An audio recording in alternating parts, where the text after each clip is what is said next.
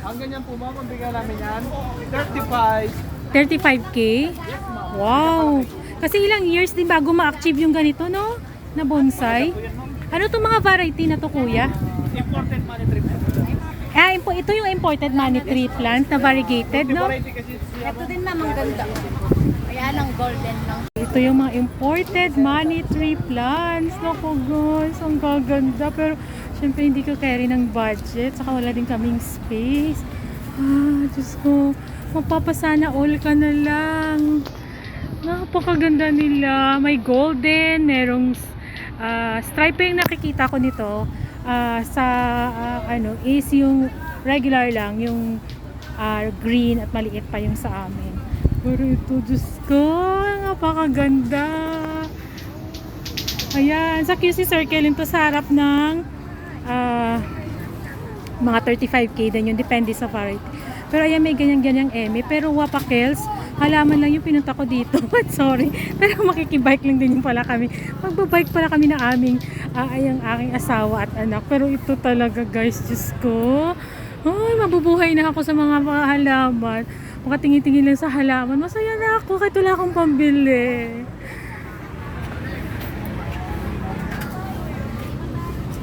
So yan, yung sa harap daw 35,000, tapos depende sa variety. Naku, napakaganda naman. Nakita ko po sa garden ni Madam Jinky Pacquiao. Diyos ko, laging mamahal pala. Gano'n na kasi, ilang years mo yan bago ma-achieve yung ganyang bonsai na look. O yan, meron tayo ditong budget meal. I see, mga budget size lang. Pero lalaki na rin siya. 500 daw yan. So, pero yung malalaki, syempre may kamahalan guys. Kasi ilang years mo yan bago mo pa ganyan yung mga sizes nila. Ito, meron pa ulit. Oh, naku, ang gaganda. So, perfect kasi yung environment na to para sa mga ganitong halaman.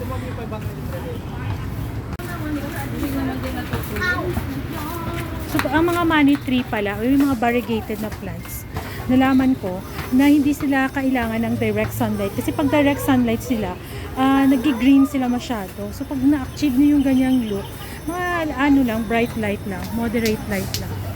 Oh, napakaganda. So, yung maliliit, yun yung 500. Kasi naman ilang years yan bago mapalaki.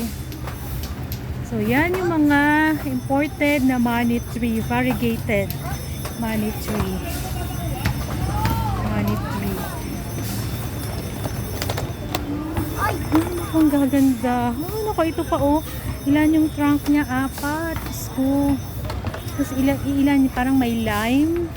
May parang camouflage na green. Mayroong parang dotted.